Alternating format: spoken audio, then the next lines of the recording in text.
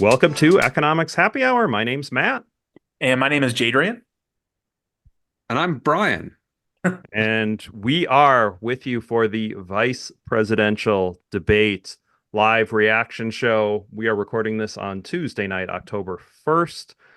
We will be watching clips of the vice presidential debate. When we hear econ, we will put those clips into what you are listening to now, and then you will hear our live on the spot reaction. So I have a prediction for what I think I might have shared it with Brian earlier today, but I'll start with my predictions. As my prediction is Vance will say more incorrect statements, but Walz will dodge more questions with some story about whatever. That's so incorrect. I'm gonna say it's gonna go to Vance. Dodging and not answering, I'm saying it's going to Walz. That's my prediction tonight. I don't know if either of you have any predictions or thoughts on what'll happen. By the Brian, way, my wife said I was in a cranky mood coming in here. By the way, you'll My you'll be in a better mood in a little bit. oh boy. I'm My chatting with you prediction too. my prediction is they will curse more than most debaters Hmm. in this setting. Okay. I'm actually expecting more policy discussion, and I say that only because, well, I mean, like the presidential ones have almost nothing in them. But Walz was a governor, so he needs to defend all the different policies that were going on while he was governor. Vance has not been in the Senate for very long, but he has basically been the person that they have thrown out at the front of the ticket to defend policies. And so I'm actually expecting something closer to the old debates that we're used to, and I'll say fake Midwestern niceness. I think it's going to be the Ohio, Minnesota fake niceness. I like it. I like it. And then of course, the important question for any episode, what are you both drinking on this evening? I'm so excited. Brian, you go first. No. You got to go first. And So I excited. placed an order, so it's hopefully on its way upstairs.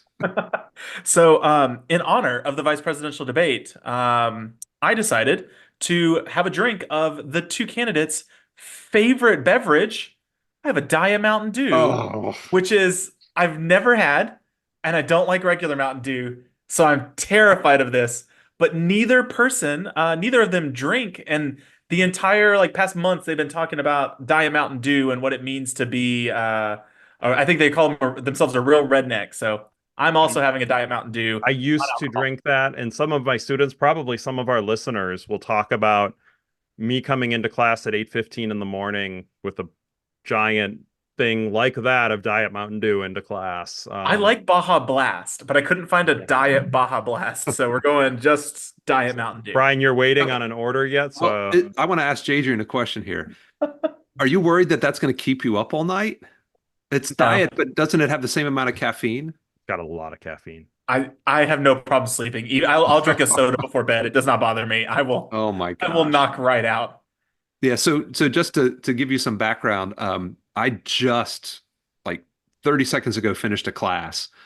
And so I jumped from one Zoom to another and I texted my wife and I can hear bottles banging downstairs, which means I'm getting more than I bargained for. But I'm really looking forward to this because she is quite the mixologist. Nice, nice. Well, I will go, and I have a growler.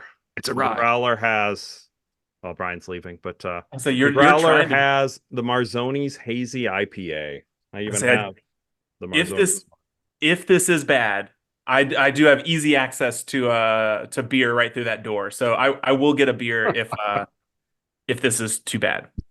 So All we right, got a Brian. Diet Mountain Dew. I've got a hazy IPA, and I'm not going to pour too much because it's a little late, and I might have All right, yeah, so slow that. usually I think that last one of these I drank I had a really good whiskey. So because it's the vice presidential debate, I went with my second choice, and that is a 12-year aged rum from Appleton um, in Jamaica. And it Hmm. looks like it's just on the rocks, and it is a heavy, heavy pour. Well, Class was cheers, that bad, gentlemen. huh? Yeah. Cheers. Cheers. Without Smells. any further ado, should we Oh, start to watch? So oh, And good. that's further good. ado. Okay, we Mm. got to see Jadrian's reaction here. So Oh, that's pretty good. It is Oh, pretty good. oh no, that's really good. I really like that. Yes. Oh, it sort of I've reminds me. switched over to Diet Coke. Not that it's that much less caffeine, but Diet Mountain Dew is dangerous. It reminds me of Squirt. Oh Uh, yeah. yeah, it's got sort of a citrusy. Yeah, Oh no, it's yeah, delicious. We're gonna this have is to play the good. lot. Have you heard the Lana Del Rey song Diet Mountain Dew? I'm gonna have to play that as theme music here. But And then I think you make it harder for illegal aliens to undercut the wages of American workers. A lot of people will go home if they can't work for less than minimum wage in our own country. And by the way, that'll be really good for our workers who just want to earn a fair wage for doing a good day's work. And the final point, Margaret, is you ask about family separation. And Nora, you asked about climate change. I think this is a very important issue. Look, a lot of people are justifiably worried about all these crazy weather patterns. I think it's important for us, first of all, to say, Donald Trump and I support clean air, clean water. We want the environment to be cleaner and safer. But one of the things that I've noticed some of our Democratic friends talking a lot about is a concern about carbon emissions, this idea that carbon emissions drives all of the climate change. Well, let's just say that's true, just for the sake of argument, so we're not arguing about weird science. Let's just say that's true. Well, if you believe that, what would you want to do? The answer is that you'd want to reshore as much American manufacturing as possible, and you'd want to produce as much energy as possible in the United States of America because we're the cleanest economy in the entire world.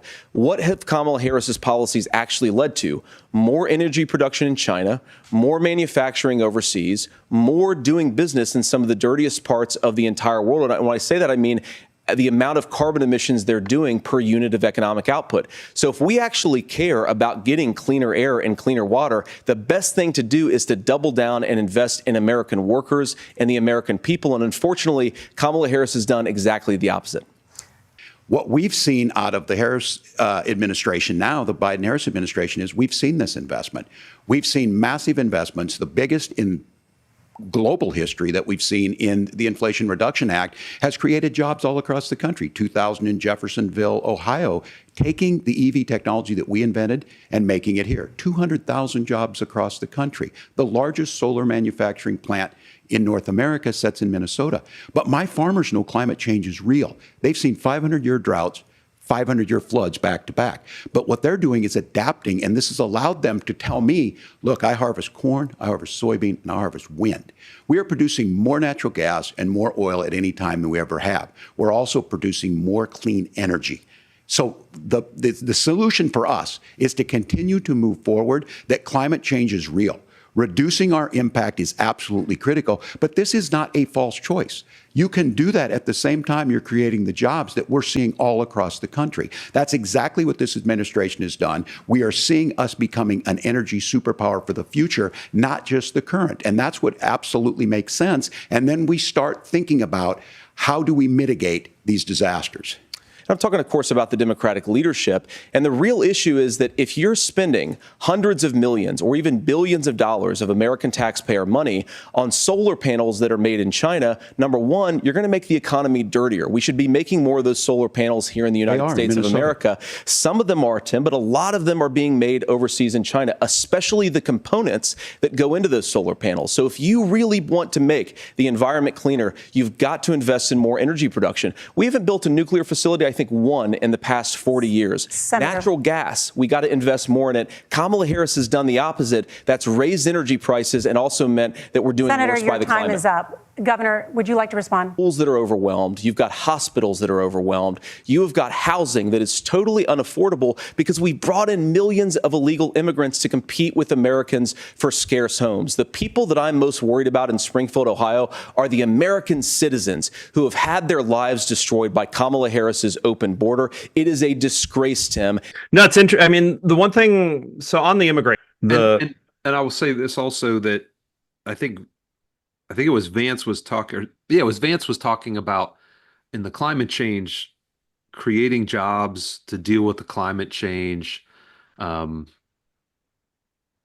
basically we could reduce greenhouse emissions by doing the production here as opposed to doing it in China. I mean, I don't know if there's anything there to plumb, but I will say that's something I don't know that I've heard anybody make that argument before. It's kind of a curious one. Well, I think there's a bit to that, I think, actually. If you I mean, sadly, I think it might be one of the better defenses for protectionism. If you wanted to throw that in, I'm not a very protectionist person in general, but the Well, we if know you what look you at think, the we know what you think about healthcare. yeah, well, of course, yeah, the socialist of all the way, but the I mean, there is the case of where would like what's the environmental impact of the production in US versus some other countries. Hmm. Um, the carbon emissions have been increasing dramatically. They've been decreasing in the US, they've been increasing in other countries, notably China is, of course, the bigger one.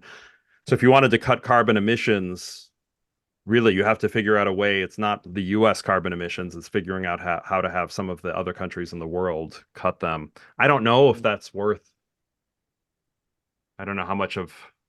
Yeah, I mean, I don't know. Jadrian, do you have any thoughts on that one? I mean, I remember this when I taught natural resource econ.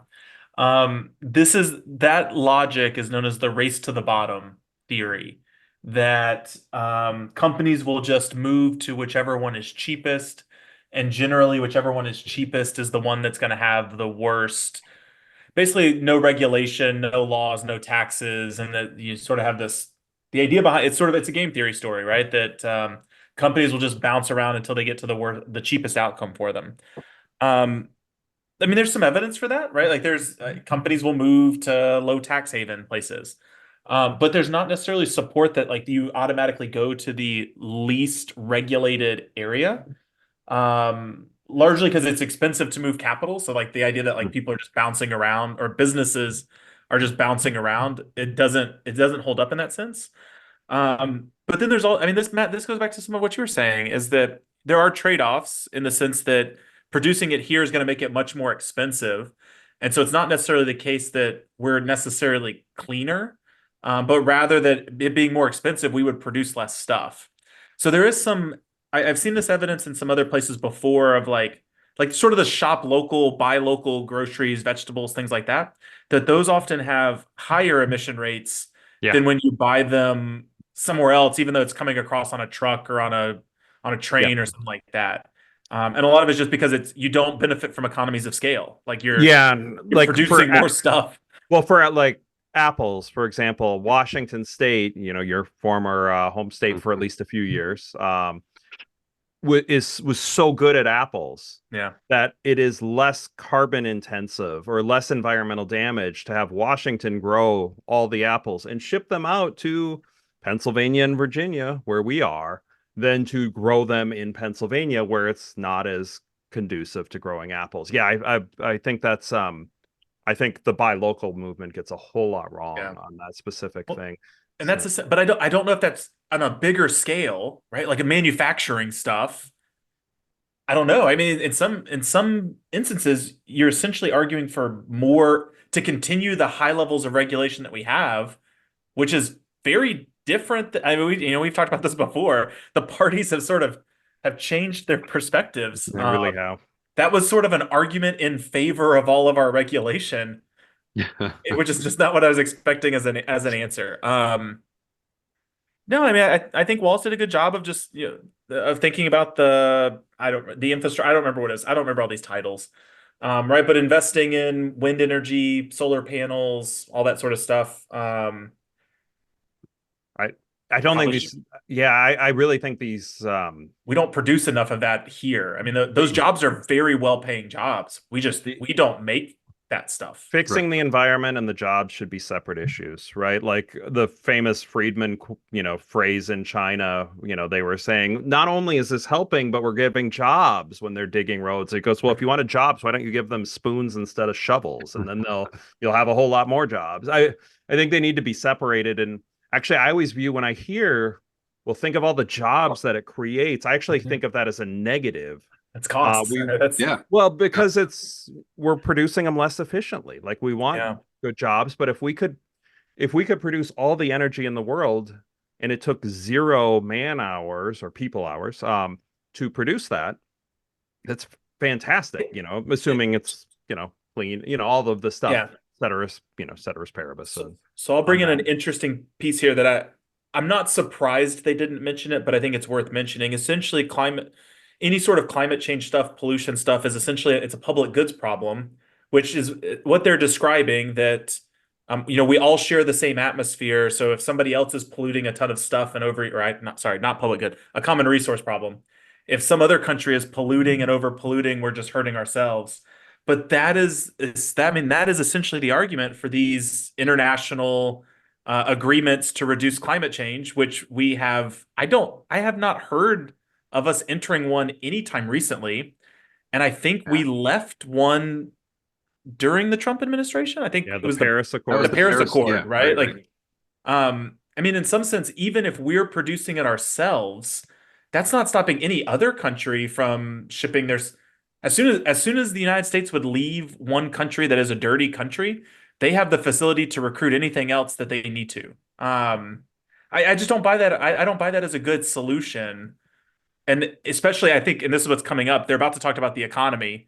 And so the big argument is we need things to be cheaper. Taking that stuff into the country and producing it here is not going to make those things cheaper. No, You're going to make it more expensive. So it's yeah, you're running counter, like you're running two arguments that are going against each other. And but we haven't gotten to hear that yet, right? We oh, haven't. right. No, it won't. Yeah, it's interesting. So then so next we hear some discussions on immigration. Right. Yeah. Yeah. And we've talked about immigration in one of the two debates that we've covered. And that, when they talk about how immigrants are here and undercutting US worker wages, it just, that might be true. And I wouldn't call it undercutting. I would just say you're increasing the supply of labor and that's going to drive wages down. But you have to be comparing apples to apples in terms of the labor markets. If they're coming in and taking, jobs from teachers, or if they're coming in and taking jobs from doctors or lawyers, or, anybody who is working at a moderate to high skilled jobs, then perhaps you have an argument to say that they're at least reducing wages.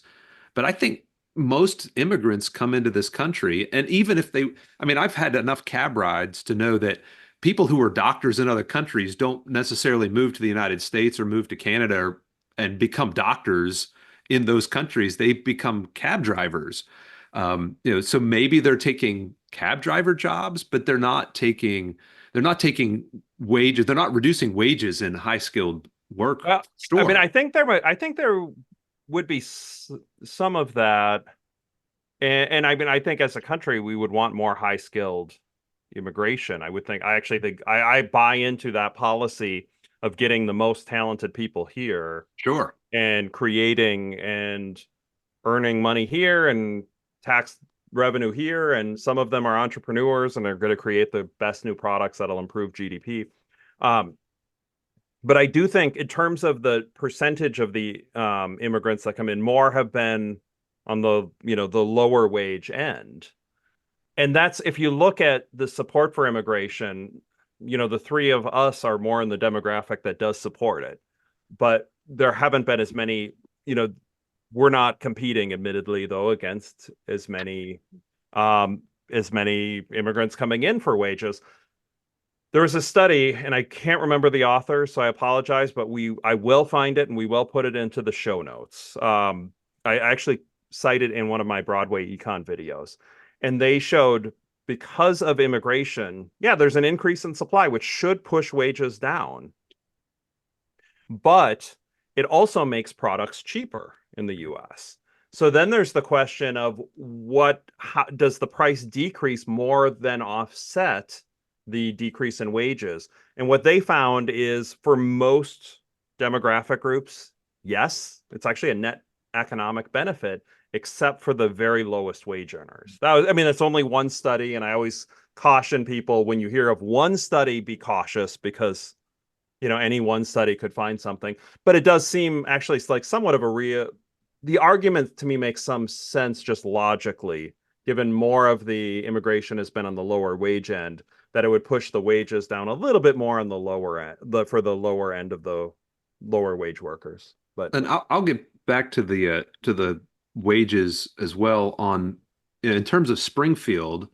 Vance was very specific in Springfield that the migrants are causing, housing prices to go up and they're causing wages to drop and that's just simply not the case. In what was going on in Springfield was that there were jobs there, and the reason Haitian migrants went to Springfield was because there were job openings that there weren't enough people locally to fill those jobs. And so Haitians moved to Springfield. They took those jobs. There, there probably is a slight increase in housing, but Springfield had lost so many people over the course of the last 40 years anyway. There were plenty of places to live that weren't necessarily going to drive wages or drive housing prices up. And his lack of facts there is somewhat disturbing in terms of that specific setting. Adrian, anything more to add, or should we go to the next clip? No, I mean the only thing I was going to add into it is one of the problems I think when you talk about immigration on the employment side, so not on the wages side, is that people get really trapped into this lump of labor fallacy. That if we remove 5,000 immigrants, we're going to have 5,000 new jobs, and that there's just this perfect substitution that's happening.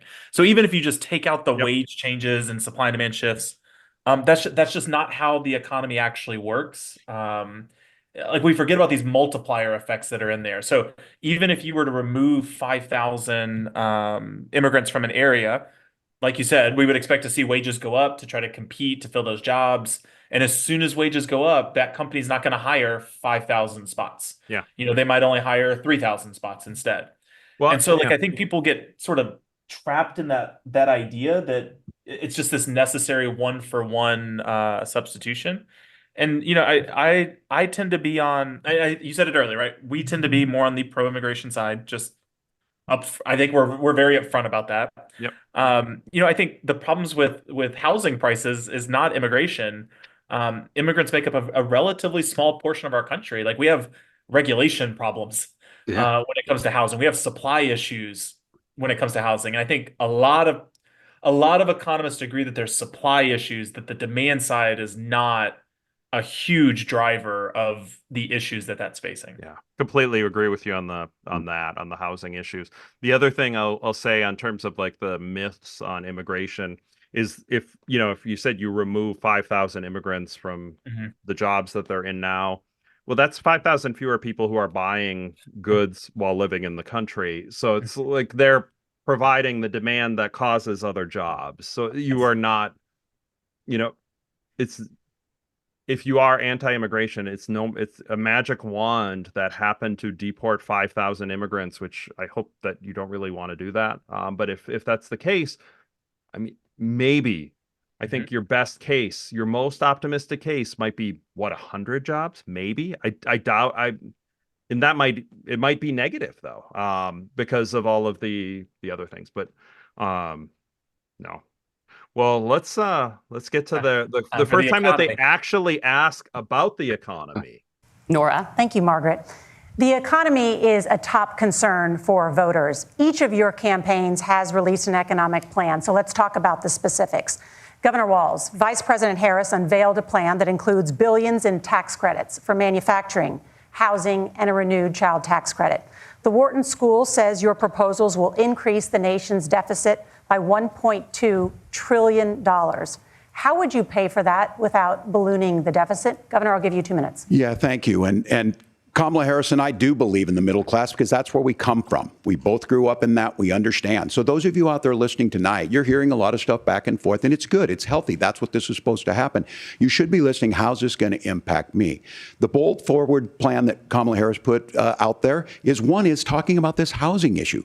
The one thing is there's 3 million new houses proposed under this plan with down payment assistance on the front end to get you in a house. A house is much more than just an asset to be traded somewhere. It's foundational to where you're at. And then making sure that the things you buy every day, whether they be prescription drugs or other things, that there's fairness in that. Look, the $35 insulin is a good thing, but it costs $5 to make insulin.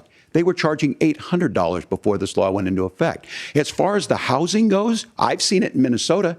12% more houses in Minneapolis, prices went down on rent 4%. It's working. And then making sure tax cuts go to the middle class. $6,000 child tax credit, we have one in Minnesota, reduces childhood poverty by a third. We save money in the long run, and we do the right thing for families. And then getting businesses off the ground. The law as it stands right now is $5,000 tax credit for small business, increasing that to $50,000. Now, this is a philosophical difference between us. Donald Trump made a promise, and I'll give you this. He kept it. He took folks to Mar-a-Lago, said, you're rich as hell, I'm going to give you a tax cut. He gave the tax cuts that predominantly went to the top class. What happened there was an $8 trillion increase in the national debt, the largest ever. Now he's proposing a 20% consumption or sales tax on everything we bring in. Everyone agrees, including businesses, it would be destabilizing it, it would increase inflation and potentially lead to a recession. Look, this is simple for you. Where are we going? Kamala Harris has said to do the things she wants to do, we'll just ask the wealthiest to pay their fair share. When you do that, our system works best, more people are participating in it, and folks have the things that they need. Senator, I want to give you a moment to respond on that. But similarly, the Wharton School has done an analysis of the Trump plan and says it would increase the nation's deficit by $5.8 trillion. My question is the same for you. How do you pay for all that without ballooning the deficit? I'll give you 2 minutes. Well, first of all, you're going to hear a lot from Tim Walz this evening, and you just heard it in the answer, a lot of what Kamala Harris proposes to do. And some of it, I'll be honest with you, it even sounds pretty good. Here's what you won't hear, is that Kamala Harris has already done it. Because she's been the vice president for 3.5 years. She had the opportunity to enact all of these great policies. And what she's actually done instead is drive the cost of food higher by 25%, drive the cost of housing higher by about 60%. Open the American southern border and make middle-class life unaffordable for a large number of Americans. If Kamala Harris has such great plans for how to address middle-class problems, then she ought to do them now. Not when asking for a promotion, but in the job the American people gave her 3.5 years ago. And the fact that she isn't tells you a lot about how much you can trust her actual plans. Now, Donald Trump's economic plan is not just a plan, but it's also a record. A lot of those same economists attack Donald Trump's plans, and they have PhDs, but they don't have common sense and they don't have wisdom, because Donald Trump's economic policies delivered the highest take-home pay in a generation in this country, 1.5% inflation, and to boot, peace and security all over the world. So when people say that Donald Trump's economic plan doesn't make sense, I say, look at the record. He delivered rising take-home pay for American workers. Now, Tim admirably admits that they want to undo the Trump tax cuts. But if you look at what was so different about Donald Trump's tax cuts, even from previous Republican tax cut plans, is that a lot of those resources went to giving more take-home pay to middle class and working class Americans. It was passed in 2017, and you saw an American economic boom unlike we've seen in a generation in this country. That is a record that I'm proud to run on, and we're going to get back to that common sense wisdom so that you can afford to live the American dream again. I know a lot of you are struggling. I know a lot of you are worried about paying the bills. It's going to stop when Donald Trump brings back common sense to this country. Governor, do you want to respond to that? What has Kamala Harris done for the middle class? Yeah, well, Kamala Harris's day one was Donald Trump's failure on COVID that led to the collapse of our economy. We were already before COVID in a manufacturing recession, but 10 million people out of work, largest percentage since the Great Depression. 9 million jobs closed on that. That was day one, whether it was the Infrastructure Act or other things we moved. Now, you made a question about experts, said this. I've made a note of this. Economists can't be trusted. Science can't be trusted. National security folks can't be trusted. Look, if you're going to be president, you don't have all the answers. Donald Trump believes he does. My pro tip of the day is this. If you need heart surgery, listen to the people at the Mayo Clinic in Rochester, Minnesota, not Donald Trump. And the same thing goes with this. And I ask you out there, teachers, nurses, truck drivers, or whatever, how is it fair that you're paying your taxes every year and Donald Trump hasn't paid any federal tax in the last 15 years, and the last year as president? That's what's wrong with the system. There's a way around it, and he's bragged about that. We're just asking for fairness in it, and that's all you want. You have a minute. Governor, you say trust the experts. But those same experts for 40 years said that if we shipped our manufacturing base off to China, we'd get cheaper goods. They lied about that. They said if we shipped our industrial base off to other countries, to Mexico and elsewhere, it would make the middle class stronger. They were wrong about that. They were wrong about the idea that if we made America less self-reliant, less productive in our own nation, that it would somehow make us better off, and they were wrong about it. And for the first time in a generation, Donald Trump had the wisdom and the courage to say to that bipartisan consensus, we're not doing it anymore. We're bringing American manufacturing back. We're unleashing American energy. We're going to make more of our own stuff. And this isn't just an economic issue. I mean, I've got 3 beautiful little kids at home, 7, 4, and 2, and I love them very much, and I hope they're in bed right now. But look, so many of the drugs, the pharmaceuticals that we put in the bodies of our children are manufactured by nations that hate us. This has to stop, and we're not going to stop it by listening to experts. We're going to stop it by listening to common sense wisdom, which is what Donald Trump governed on. Senator, your time is up. Governor Walz, can you address that? I mean, voters say they trust Donald Trump on the economy more. Why? Well, if you're listening tonight and you want billionaires to get tax cuts, you heard what the numbers were. Look, I'm a union guy on this. I'm not a guy who wanted to ship things overseas, but I understand that, look, we produce soybeans and corn. We need to have fair trading partners. That's something that we believe in. I think the thing that most concerns me on this is Donald Trump was the guy who created the largest trade deficit in American history with China. So the rhetoric is good. Much of what the senator said right there, I'm in agreement with him on this. I watched it happen too. I watched it to my communities, and we talked about that. But we had people undercutting the right to collectively bargain. We had right to work states made it more difficult. We had companies that were willing to ship it over, and we saw people profit. Folks that are venture capital in some cases, putting money into companies that were overseas. We're in agreement that we bring those home. The issue is Donald Trump is talking about it. Kamala Harris has a record, 250,000 more manufacturing jobs just out of the IRA. May I respond to that? Yes. So appreciate that. So if you notice, what Governor Walz just did is he said, first of all, Donald Trump has to listen to the experts. And then when he acknowledged that the experts screwed up, he said, well, Donald Trump didn't do nearly as good of a job as the statistics No, that's a gross generalization. that he did. So what Tim Walz is doing, and I honestly, Tim, I think you got a tough job here, because you've got to play whack-a-mole. You've got to pretend that Donald Trump didn't deliver rising take-home pay, which of course he did. You've got to pretend that Donald Trump didn't deliver lower inflation, which of course he did. And then you've simultaneously got to defend Kamala Harris's atrocious economic record, which has made gas, groceries, and housing unaffordable for American citizens. I was raised by a woman who would sometimes go into medical debt so that she could put food on the table in our household. I know what it's like to not be able to afford the things that you need to afford. We can do so much better. To all of you watching, we can get back to an America that's affordable again. We just got to get back to common sense economic principles. I hope we have a conversation on health care then. Senator, Governor. Please. Thank you.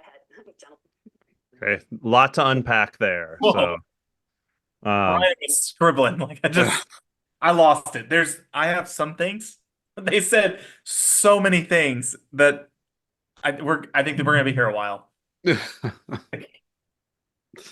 Brian, where do you want to start? Oh my gosh! So he used the words common sense so much, and I wonder if they've ever read Thomas Sowell, Common Sense Economics. So I would start with that. I honestly, I don't know. I guess we start at the beginning. I think the commentator said something about the deficits to both of them, and how are you going to, how do you just kind of square your policies with the deficit? And neither one of them chose to address that at all. Yeah, they both. And I'll give them, I'll say this: that's both parties are that way anymore. Neither one of them really, really worry about that. But oh gosh. I think they started with housing, perhaps. They talked about housing. They talked about housing. Subsidizing housing and insulin prices coming down. And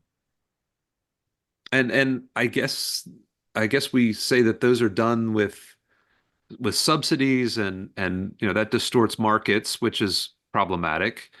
But I think, Jadrian, you've mentioned this a number of times, that if we had more people producing insulin, if we had just more market-based competition, maybe we could get that price down without having to worry about subsidizing anything. The housing one. The housing. Yeah, go ahead. I'm sorry. Well, no, the housing part, like the subsidies on housing, we talked about this a little bit last time, is not going to help the problem. Right. What would help the problem is cutting some of the regulations. I think it was Casey Mulligan who had a tweet about like 21 different regulations in the past few years on housing. But it is definitely a housing supply problem. And what the NIMBYism, I guess, is that the phrase, not in my backyard. Mhm.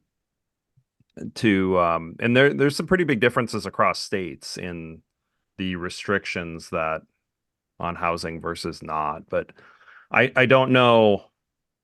I don't know that either party has talked about, hey, here's the plan for reducing some of, the restrictions on building housing, and that's how it's going to happen. In fact, I'm pretty certain if I'd seen those, I would be celebrating them. So neither party has been sharing that yet, at least.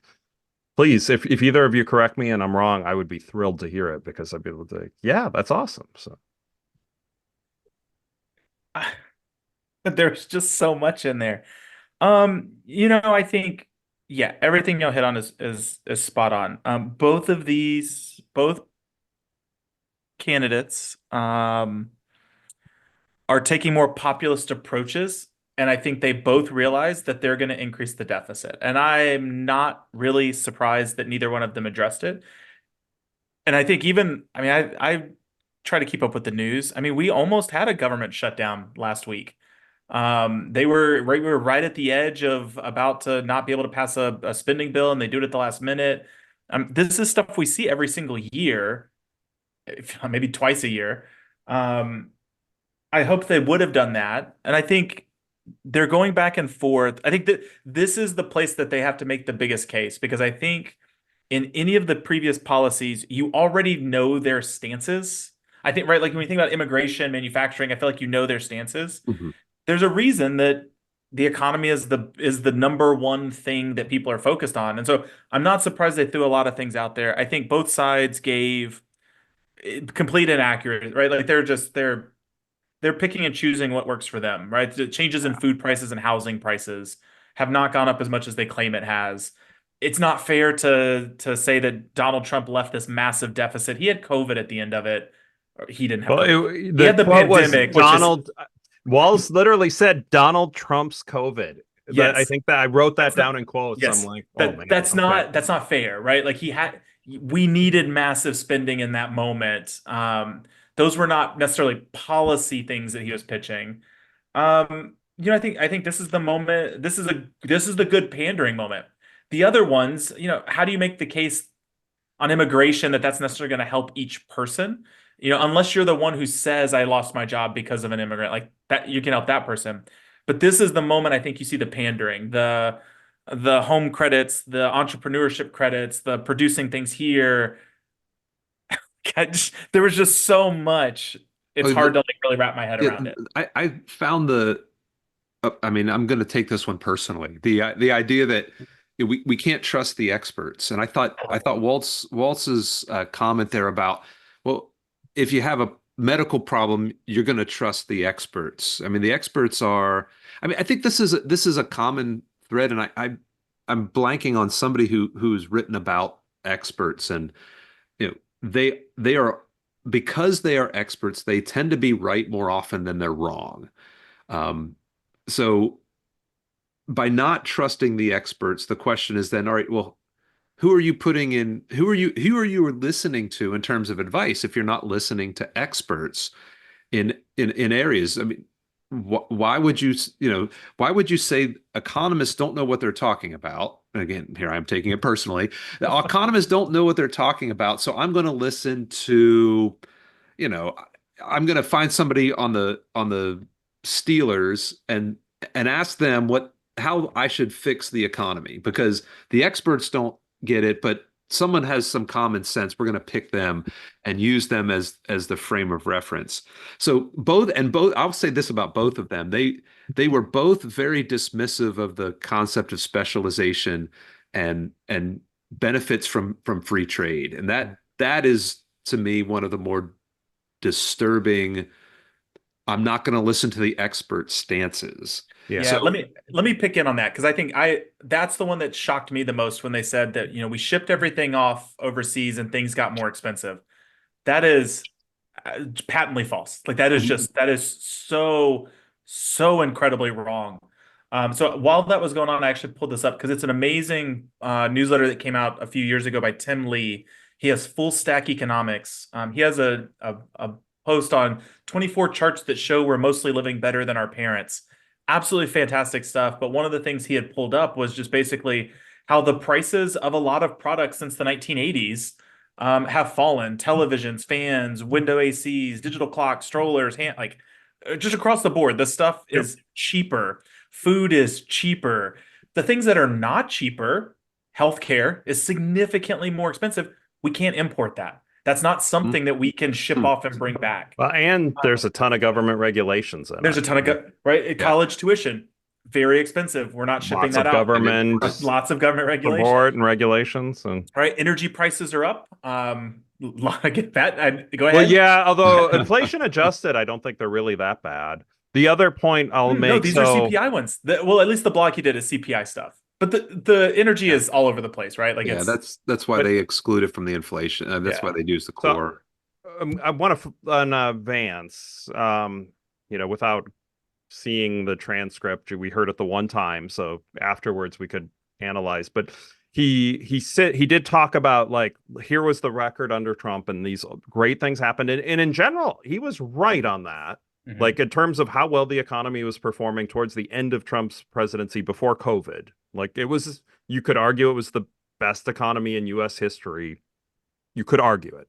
But then he also said, look, we'd heard these lies that if we did free markets, and we did more specialization, and we did more importing. And what did that do for us? Well, in 1985, or I'll go 1984, real median household income was $58,930. And by the way, households were bigger then. Like, I don't know the exact numbers, but I think the number of people per household might have been, like, say 2.8 then, and now it's 2.5. So the households were bigger then. And in 2019, it was 81,210. 2023, it's almost back to that level, but not quite, 80,610. So that's a lot, right? I mean, that's up well over 30%, 33%. Starting from 60 going to 80, that's a 33% increase. And it was below 60 and it's above 80. So basically, over those 40 years, American households were, and this is median, this is the middle household in America. This isn't the richest households. This is the middle household in America, was indeed better off in terms of their purchasing power. And if you look at it at per capita on the household, it was even stronger because the household size probably dropped by 10% at the same time. So throw another 10% on top of that. So, there's a million things going on. But if it was the increase in free trade, well, it did make America better off, right? Mhm. I don't know. Yeah, I think Waltz talked about the trade deficit with China going up under Trump and how terrible that is. And I think most economists sort of look at that number and say, so what? That's an accounting measure, the net export number. And the fact that we're getting, Matt, I know you've said this before, the fact that we're getting things cheaper from China, great. Yeah, that means we have more disposable income for other things. And that was they're both clearly, and I think Jadrian, you mentioned this, they're both clearly pandering to this sort of whatever target audience they're looking for in terms of trade and protectionism and whatnot. Well, and I can link this back to immigration, because this is, when I teach labor, this is the section that this is in, is this sort of idea that we're better off collectively is known as allocative efficiency, that we're moving things in the right place and getting it as cheaply as possible. But Matt, when you talk about this on the immigration side, largely society is better off because we have more businesses, more jobs, more consumption, but there's a sliver that is not better off, that is hit. And that's a lot of this is what's happening on international trade, is like collectively we have cheaper things, our incomes are going up. And when you look at the median side, yes, absolutely. But when you look at those people at the bottom 5%, sort of at the bottom of it, they're the ones that are getting hit the hardest. And I think it's hard for us to sort of keep that in mind. And I'm going to go back to, we just don't have good policies of redistribution. We've got these gains, just figuring out how those people how the gains that we're seeing collectively from cheaper products overseas, cheaper food, cheaper, higher incomes, that's not a trade problem. That issue is a redistribution problem, which I don't think any of them are going to talk about. But even trade is not what's causing that problem. even those people at the bottom of the income distribution, though, if you compare them to 30 years ago, they're still yes. better off. Yes, And absolutely. some of them are, and I would say that portion of the distribution is probably percentage-wise even more better off than some of the people in the middle. I mean, I don't know how far, I don't know how down. I mean, you could pull the data and see. But I would say that at least those are the people who feel like they're not better off. Oh, Right? sure. So maybe not the purest 5% at the bottom, but that's usually sort of that argument on the allocative efficiency problems is it's not the trade, it's not the immigration, like that's not the problem. That if somebody has a problem, it's not coming from international trade, immigration, it's coming from some sort of redistribution problem.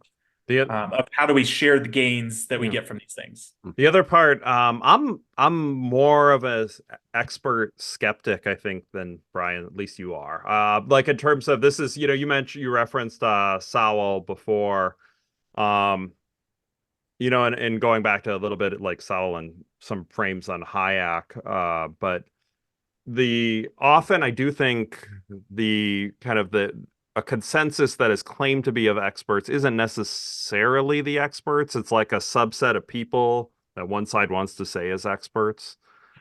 And so I'm a little bit more skeptical when there is, say, a group of, and I say this as economists and this is our, field and we're trying to study, but then they're both going to go out there and cite other folks. So I am more skeptical when any ruling party wants to try to defend on that. But I think if we got into that, that's a full different episode. So I might I'll leave that there, and then maybe that'll be a separate economics happy hour. I did actually pull up this data for you, Brian. I was able to Google it very, very quickly from the Census Bureau. So this is not going all the way back to the 80s, so I can't give you as much of an impact. But this census chart I found goes back to 1993 and then 2022. So it's got 30 years of data. The bottom 10th percentile, and this is in real terms, not nominal terms. So real household income went from 14,000 to 17,000. So it went up about 21%. Then you want the median or I can give you the median if you want. Sure. The median went from 58,920, so 59,000, to about 75,000. So what's that? 16,000 divided by 58, 27%. Oh, all right. And then the 90th percentile is significantly different. I think it's the same frustrations in the immigration side, right? It's those $17,000 is tough to live on. When some things, healthcare, education, sometimes energy, is getting more expensive, that can really hit hard. Let's go ahead and see what the next thing or next things that will be asked and how our candidates will respond. But being there, the impact it made, the difference it made in my life, I learned a lot about China. I hear the critiques of this. I would make the case that Donald Trump should have come on one of those trips with us. I guarantee you he wouldn't be praising Xi Jinping about COVID. And I guarantee you he wouldn't start a trade war that he ends up losing. So this is about trying to understand the world. It's about trying to do the best you can for your community. And then it's putting yourself out there and letting your folks understand what it is. My commitment, whether it be through teaching, which I was good at, or whether it was being a good soldier or was being a good member of Congress, those are the things that I think are the values that people care about. Governor, just to follow up on that, the question was, can you explain the discrepancy? All I said on this is I got there that summer and misspoke on this. So I will just, that's what I've said. So I was in Hong Kong and China during the democracy protests went in. And from that, I learned a lot of what needed to be in governance. example where I think that we could have done so much more if the Republican Congress and the Democrats in Congress had been a little bit better about how they govern the country. They were so obsessed with impeaching Donald Trump, they couldn't actually govern. And I want to talk about this tariff issue in particular, Margaret, because Tim just accused this of being a national sales tax. Look, the one thing, and you're probably surprised to hear me praising Joe Biden, but the one thing that Joe Biden did is he continued some of the Trump tariffs that protected American manufacturing jobs. And it's the one issue, the most pro-worker part of the Biden administration, it's the one issue where Kamala Harris has run away from Joe Biden's record. Think about this. If you're trying to employ slave laborers in China at $3 a day, you're going to do that and undercut the wages of American workers unless our country stands up for itself and says you're not accessing our markets unless you're paying middle-class Americans a fair wage. Senator, your time is up. Nora? Thank you. I don't know that we need to say much more on this, but implementing widespread tariffs on the range of, I'll ask your opinion, on the range from great, good, neutral, bad, or terrible, where does it fall for both of you? Terrible. Yeah, I'm on the terrible team. Yeah. I'm on team terrible there. Yeah, I'm on terrible. Maybe if there's a in between maybe it's between terrible and very, very bad. But I just think it's fair for economists of pretty much all backgrounds think it's terrible. I mean, for those who studied history at all, realize it was the Smoot-Hawley tariffs. The U.S. unemployment rate, a year after the stock market crash, was still pretty low. It was really the government's stupid reactions that helped to, those went into place before we started to see the massive unemployment rate increases.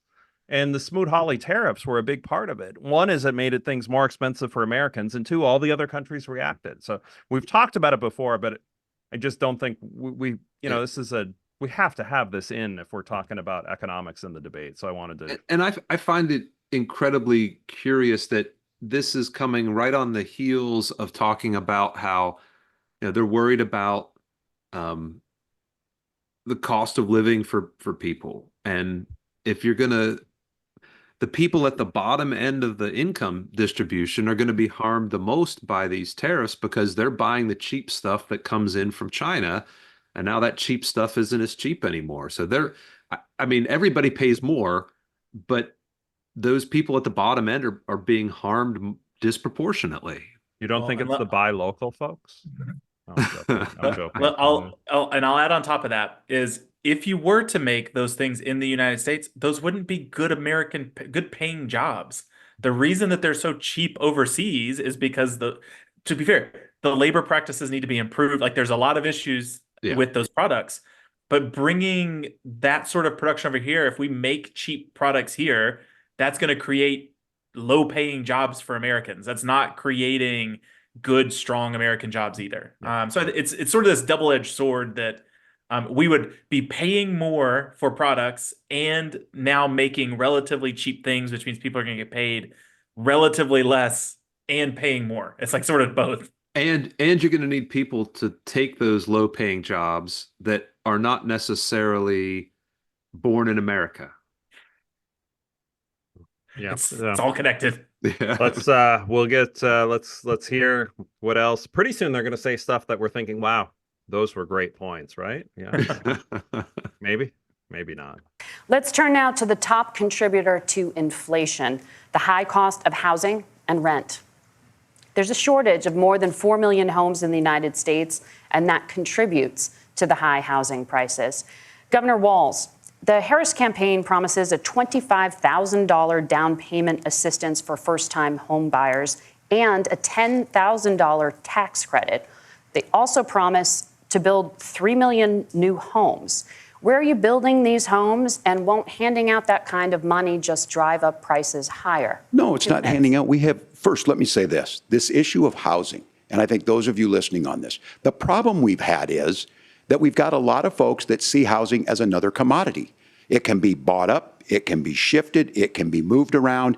Those are not folks living in those houses. Those of you listening tonight, that house is a big deal. I bought and owned one house in my life. My mom still lives in the house where I was. And when I think of a house, I'm thinking of Christmas services after midnight mass where you go with your family. We need to make it more affordable. And one of the things, as I said, this program that the vice president is pushing forward and bringing a new way of approaching this is something we're doing in Minnesota from that lead. We in the state invested in making sure our housing was the biggest investment that we'd ever made in housing. It starts to make it easier. We cut some of the red tape. Local folks, look, we can't do it at the federal level, but local folks make it easier to build those homes. And then that down payment assistance. I can tell all of you out there, certainly for me, using the GI Bill was one thing, but a veteran's home loan, the big thing about a veteran's home loan is you don't have to pay the down payment. Those are things that make it there. Now, look, you're going to pay it back and you're going to pay your mortgage. Those are things that we know in the long run, the appreciated value, the generational wealth that's created from it. And I will give Minneapolis an example. Minneapolis is the one city where we've seen the lowest inflation rates. We've seen a 12% increase in stock because we've put some of these things in, and we're implementing a state program to make sure we give some of that down payment assistance. We get it back from people because here's what we know. People with stable housing end up with stable jobs. People with stable housing have their kids able to get to school. All of those things in the long run end up saving our money. And that's the thing that I think we should be able to find some common ground in, but we can't blame immigrants for the only reason. That's not the case that's happening in many cities. The fact of the matter is that we don't have enough naturally affordable housing, but we can make sure that the government's there to help kickstart it, create that base.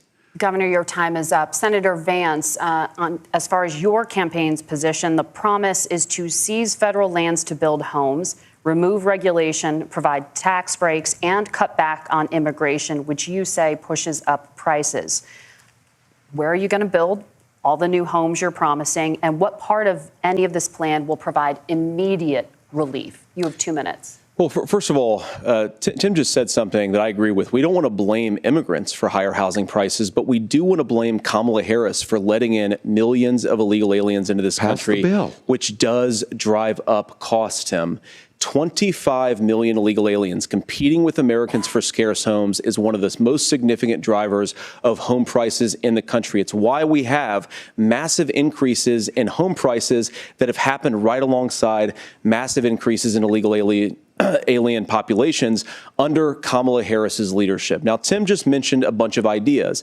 Now, some of those ideas I actually think are halfway decent, and some of them I disagree with. But the most important thing here is Kamala Harris is not running as a newcomer to politics. She is the sitting vice president. If she wants to enact all of these policies to make housing more affordable, I invite her to use the office that the American people already gave her, not sit around and campaign and do nothing while Americans find the American dream of homeownership completely unaffordable. Now, you asked, Margaret, what would immediately change the equation for American citizens if you lower energy prices? As Donald Trump says, drill, baby, drill. One of the biggest drivers of housing costs, aside from illegal immigration, is, think about it. If a truck driver's paying 40% more for diesel, then the lumber he's delivering to the job site to build the house is also going to become a lot more expensive. If we open up American energy, you will get immediate pricing relief for American citizens, not, by the way, just in housing, but in a whole host of other economic goods, too. Senator Vance, you still have 23 seconds there. Do you want to answer? Can I have it? Governor, we will get to you in a moment. But, Senator, where are you going to seize the federal lands? Can you clarify? Well, what Donald Trump has said is we have a lot of federal lands that aren't being used for anything. They're not being used for a national park. They're not being used, and they could be places where we build a lot of housing. And I do think that we should be opening up building in this country. We have a lot of land that could be used. We have a lot of Americans that need homes. We should be kicking out illegal immigrants who are competing for those homes, and we should be building more homes for the American citizens who deserve to be here. Senator, your time is up. Governor, I do want to let you respond to the allegation that the vice president is letting in.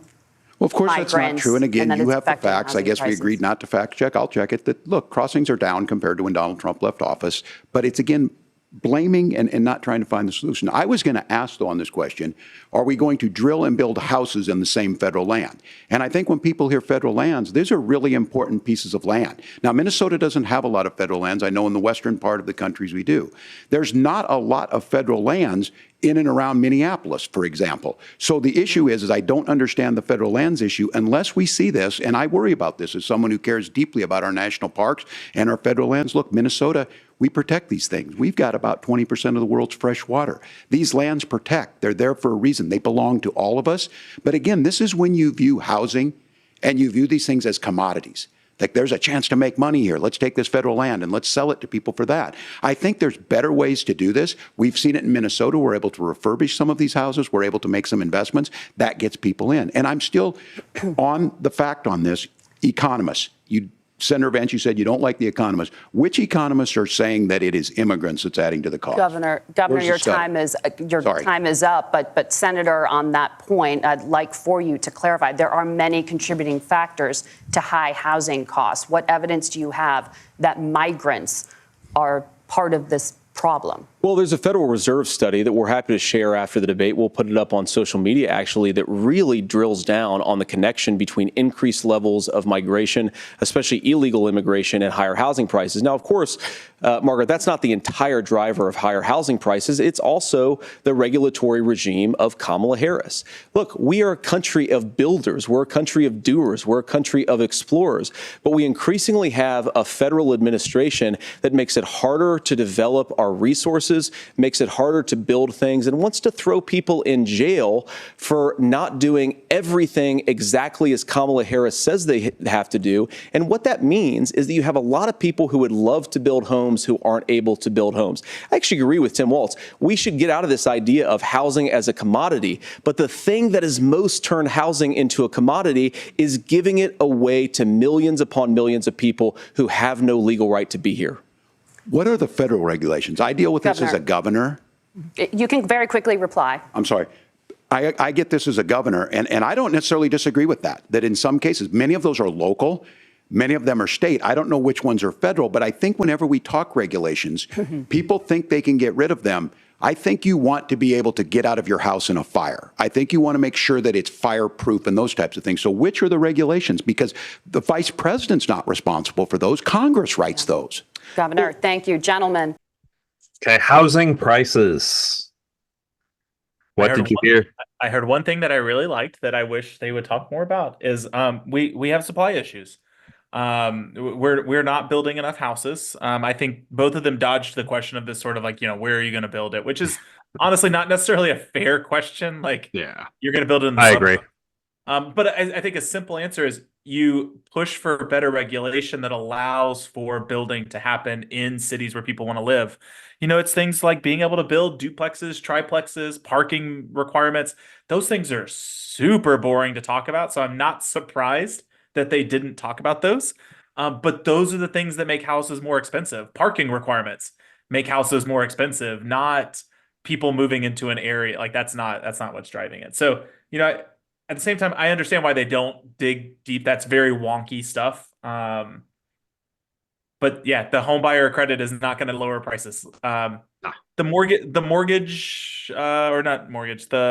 down payment for not forgiveness, but exemption. Waiving a down payment. Waiving it. I mean, that makes sense sort of historically, right? When they're talking about the GI Bill and stuff like that. But we've also seen that wrecked the economy in 2008, where we're waiving the requirements of down payments. So I think who gets a waiver is very important in that stance. And I think, veterans have proven that it's okay. And I think 2008 proved that not everyone should get that same allowance. Yeah, I'm curious, when was the last time you did either like bought a house or refinanced for the two of you? Bought a house 2022. Okay. Yeah, I refinanced back when rates were really, really low, and it was at that point there was a lot more that we had to do than when we bought the house originally. So, buying the house was pretty easy. Refinancing was actually a little harder. Yeah, I mean, you talk about the red. I mean, like, I think there is a lot to cutting some of the red tape and the regulations out. I mean, I it's insane the amount of things you have to sign. Yes. To refine. I mean, it's Listen, absolutely crazy. I'm gonna tell you now. I'm honestly shocked that anyone sits down and reads that stuff. Just on the buying the house side, I was going. they schedule you 30 minutes to flip through 100 pages or Yeah. more than 100 pages. I just trusted whoever the broker was saying, sign this. This is what that's for. I was like, okay, I don't have time. I don't have time to Yeah. check all this stuff. The lawyer, I remember one time when we sat down, I think this would have been 2006. I think they said, I asked how many people actually sit and read all of this. And the lawyer said, one time in my whole career, we had an Amish family in, and they spent 6 hours and they read every single thing before they signed. And they signed it all, but so once one in 1,000 maybe had to read it. So if the Amish did it, that means it must be good, and I don't have to. Efficiencies, it's signaling, right? Yeah. No, I mean, I thought it's kind of interesting. I like the part about the cutting of the red tape and the regulations. I don't know enough about Minneapolis housing market to have any idea of what Walz is saying, to be perfectly honest. But yeah. Are either one of you familiar with the Federal Reserve study that Vance cited? I didn't know anything about that either, but it shouldn't be too hard to find, I wouldn't think. But then you've got to try to read it. No, I mean, it makes sense in the areas where you have increasing in the short term. If you have increased, people moving into an area, doesn't matter if it's immigrants or not, it would make sense in the short run. You would see an increase in housing prices, and if there are not strict red tape regulations or NIMBYism, the prices should stabilize pretty quickly because there would be more built if people are going to stay there. So I mean, I can see that it's happening. I don't know if it's Jadrian, I think you're probably right. It's not to the extent that Vance seems to be implying, but this is the problem is I think I talk to my students about this all the time. Thousands, millions, and billion, like we get confused by scale. And hearing even that there's 20 million immigrants in the country sounds like a ton of people until you realize that there's 350 million people in the country, and that is a surprising, that is actually a very small percentage. And while that might affect some markets heavily, that's not going to affect the entire country. Like our housing problem is a countrywide problem. I guess if we take Walz for what he says, maybe not in Minneapolis, but we have bigger problems. I will say that is the first time I've heard them use the energy argument on home prices, and that was the first time I heard somebody explain it. I have heard that same story of like, how do we get prices lower? You should start drilling, and I'm always like, where is he coming up with this story? I always just thought he was just pivoting to gas prices. Again, I'm going to go back to, that's not that big of a difference. Like those are not the things really driving home prices. Like the gas it takes the lumber to get to the house. Lumber is a small percentage of that. Energy is a big component of prices. That's not our problem. I mean, our housing is wildly expensive, and that's not all coming from changes in energy prices. Oh, interesting. Let's see what the next debate question is. I'm gonna try to find this Fed study. Yeah. We have a lot to get to. You're passionate about the housing crisis, I can tell. But Nora? Thank you. One of the top problems facing Americans is the high cost of health care. Senator Vance, at the last presidential debate, former President Trump was asked about replacing the Affordable Care Act. In response, he said, I have concepts of a plan. Since then, Senator, you've talked about changing how chronically ill Americans get health insurance. Can you explain how that would work? And can you guarantee that Americans with pre-existing conditions won't pay more? I'll give you 2 minutes. Well, of course, we're going to cover Americans with pre-existing conditions. In fact, a lot of my family members have gotten health care I believe, members of my family actually got private health insurance, at least for the first time, switched off of Medicaid onto private insurance for the first time under Donald Trump's leadership. And I think that, a lot of people have criticized this concepts of a plan remark. Look, it's very simple common sense. I think as Tim Walz knows from 12 years in Congress, you're not going to propose a 900-page bill standing on a debate stage. It would bore everybody to tears, and it wouldn't actually mean anything because part of this is the give and take of bipartisan negotiation.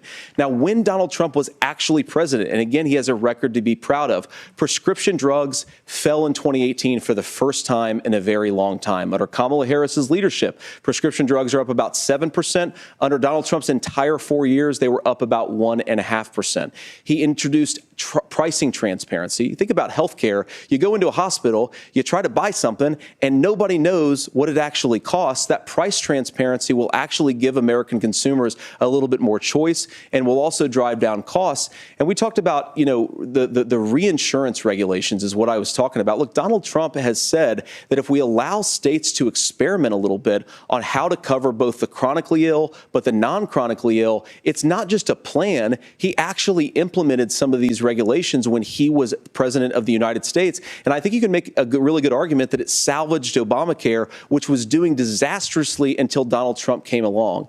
And I think this is an important point about President Trump. Of course, you don't have to agree with everything that President Trump has ever said or ever done.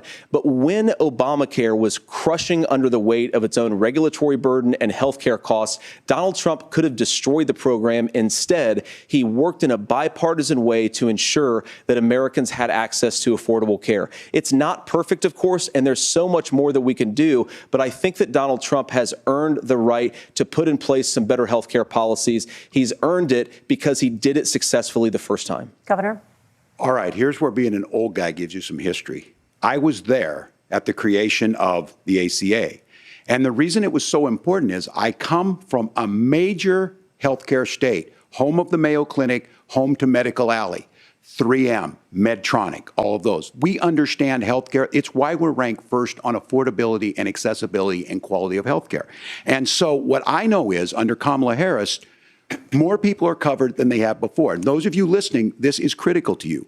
Now, Donald Trump all of a sudden wants to go back and remember this.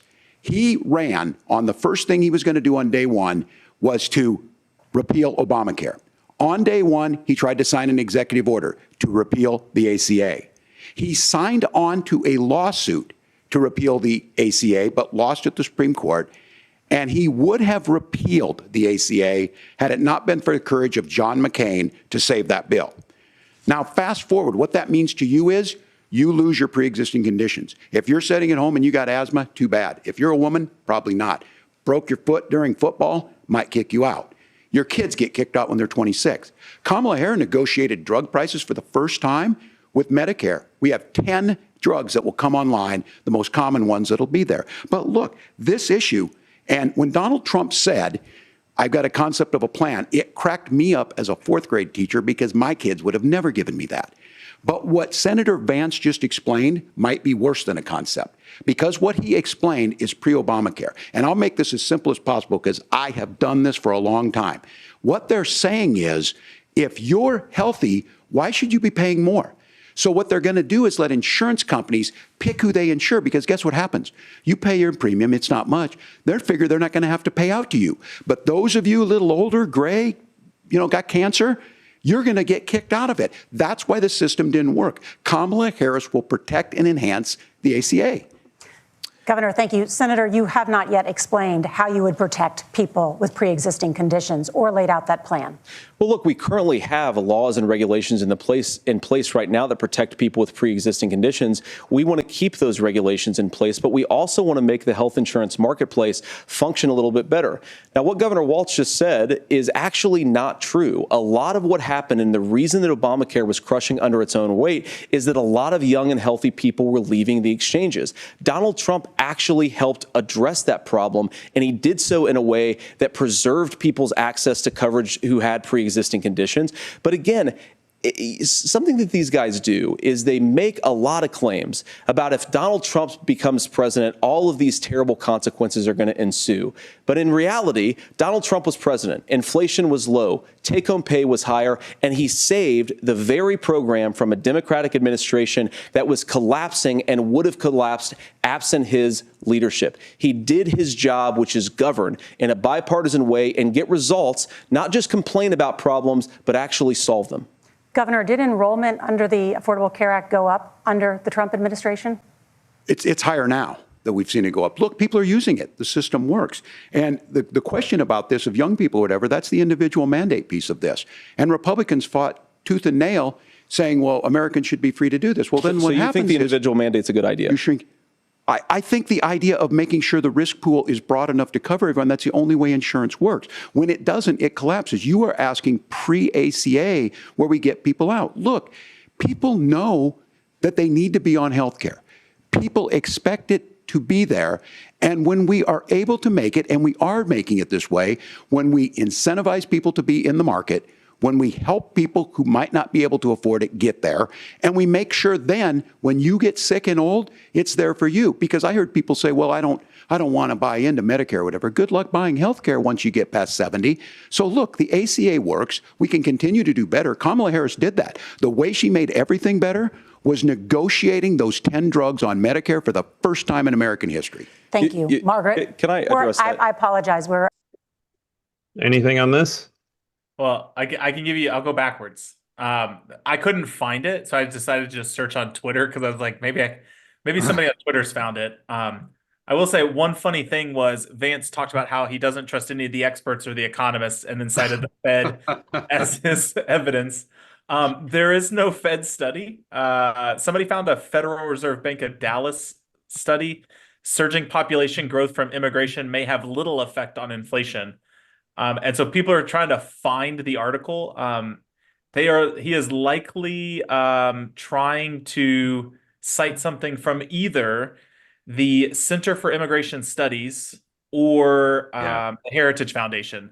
Those are the ones that people have been able to find that pop up. But basically, there's no. Yeah, I found Fed study. I found the Center for Immigration Studies. I did find an interesting thing by the Kansas City Fed on the rising immigration has helped cool an overheated labor market. Which would help bring prices down. Yeah. No, and so okay, on the healthcare side, I'm excited to see what he puts as his Fed study because I think he's going to just say he misspoke. On the healthcare side, this is stuff that Brian's mentioned before, and I think it's important to think about the role of the federal government in changing prices of products. I've even shared it before. I think the way people look at the Affordable Health Care Act from before versus now is very different. I remember, I think when they first announced the lowering of drug prices, that they were doing it like in waves. I haven't heard anything about new changes in drug prices. I've only heard whatever that first round was, but. So I'll give you the same thing. I think we have not enough competition for those price. I'll say not enough competition of the makers of those particular items, largely because of the patent structure that we have in place. And so the solutions are either change the patent laws, which surprisingly, I don't feel like I ever hear anyone ever talk about of like. I think most of these are post-patent, right? Like. Because it's 17 years on the patent.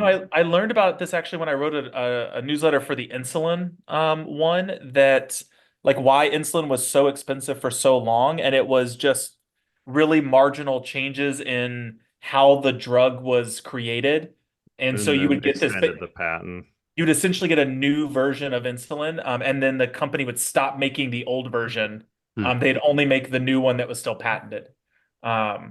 No, I think this is a place that the government could be doing more, but doesn't. I don't think necessarily doing more in the sense of like price caps or anything like that, but just even negotiating drug prices should, as part of Medicare, I think would be helpful. Agreed. I knew you would. I thought you would. Yeah, I mean, government should be trying to get the best deal for things. I mean, on the Medicare side, right? Like that's what you would expect an individual to do, to negotiate for themselves. And If you're spending a lot of money on Medicare and Medicaid, like you negotiate, you throw your weight around and do it. Now, I will Yeah. say, and if I'm totally wrong, I'll trust Matt to cut this out. But CVS is, I don't think I ever cut y'all out. Sometimes well, when I say no, dumb yeah, things, I'll when cut you say, myself out. yeah. Well, I think CVS is having some problems lately, and one of their problems is that they can't get reimbursed for their costs on on the Medicare stuff that they do. So it seems like government controlling prices in one, or trying to negotiate for prices in one sphere of the healthcare market makes a lot of sense, but at the same time, there's this sort of there's this part of the private sector trying to work with the government to facilitate distribution of medications and to to help people who are on Medicare, but the private sector is not getting compensated enough, and it's perhaps driving competition out of that market. I don't know. And again, if that makes no sense, Matt, just cut it. But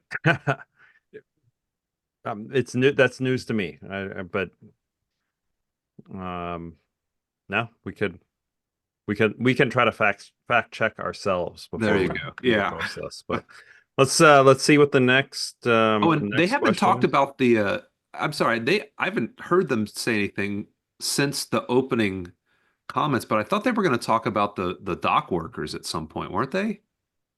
They haven't yet. I don't know. Well, let's see if there's Let's a see direct what happens. question. Yeah. Senator Vance, thank you. And thank you both for participating in the only vice presidential debate of this election cycle. I'm Margaret Brennan. Much better than the last one.